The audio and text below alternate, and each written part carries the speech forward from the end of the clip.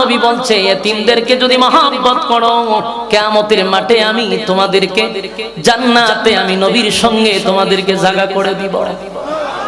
আমার কটিয়াদের ভাইরা, এতিমদের প্রতি জুলুম করা যাবে না। একবার চিন্তা কইরা দেখেন, আমার কেউ মারলে, আমার কেউ বকলে আমি দৌড়াইয়া মা বাবার কাছে বিচার দেই। আমার সন্তানরে যদি আপনি মারেন, দৌড়াইয়া আমার কাছে বিচার দেয়, আমার বাবার কাছে বিচার দিব।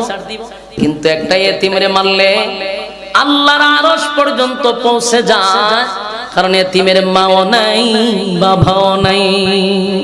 ছোট মানুষ হয়তো বা চোখের পানিগুলো ছেড়ে দিয়া কান্দে গো, একটা চোখের পানির ফোঁটা মাটিতে পড়তে পড়তে আল্লাহর আরশ পর্যন্ত পৌঁছে যায়।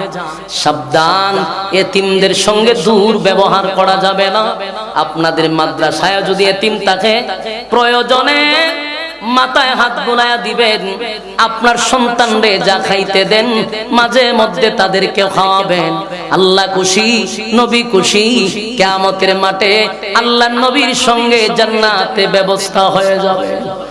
আল্লাহ নিজে বলে, বন্ধু এতিমের প্রতি কঠোর হইয়েন না, এতিমের প্রতি কঠোর হইয়েন না। আল্লাহর নবী বলেন, উম্মতেরা